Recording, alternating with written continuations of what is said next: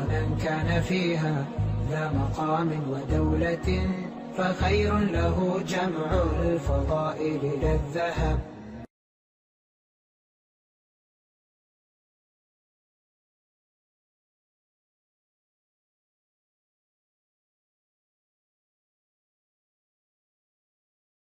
بسم الله والحمد لله والصلاة والسلام على سيدنا محمد وعلى آله وصحبه أجمعين. اللهم علمنا ما ينفعنا وانفعنا بما علمتنا إنك أنت العليم الحكيم. طبعا تكلمنا عن المتغيرات وقلنا تايب أو داتا تايب. الصيغة العامة ممكن أنت تكتب تايب يعني لحالها كلمة تايب نيم يساوي value.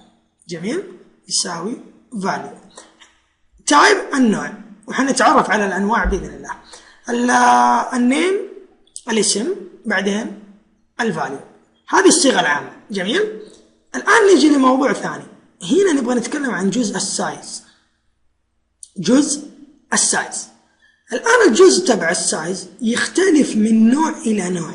يعني مثلا لو أنا قلت أبغى النوع int، كتبت int مثلا x يساوي 10.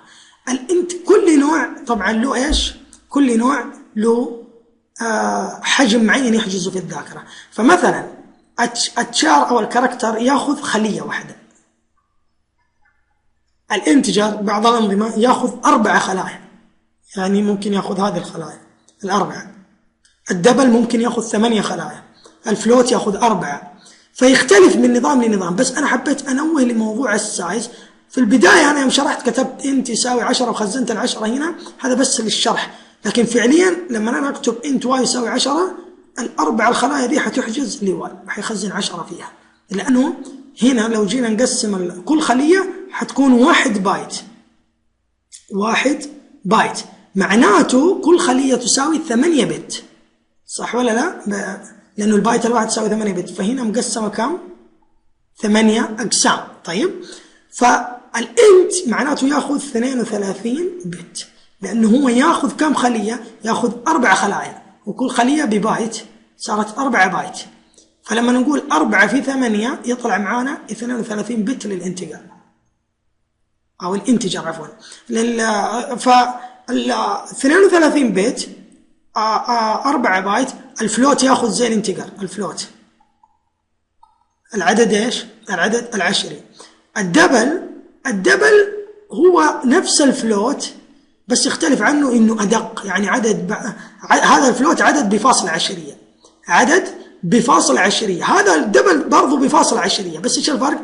انه الاعداد اطول اللي بعد الفاصلة، يعني عدد جدا دقيق. هذا ياخذ كم؟ ياخذ 8 بايت، يعني حجمه كبير مرة، 8 بايت. هذا الفلوت ياخذ 4 بايت في الذاكرة. فتختلف من متغير لمتغير، وتختلف على حسب الأنظمة أو أنظمة التشغيل. بعض أنظمة التشغيل عنده مثلا يستخدم نوع اسمه شورت، مثلا يستخدم في البرمجة شورت على أساس أنك تقول له أبغى انتجر حجمه 2 بايت.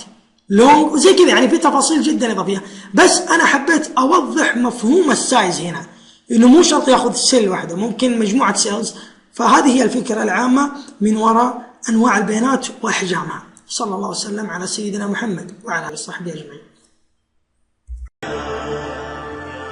يا سالم رحلا، يا سالم يا مشعل البقاء، يا مشعل يضيء لنا الأيام، يا خير مرتحل، يا سالم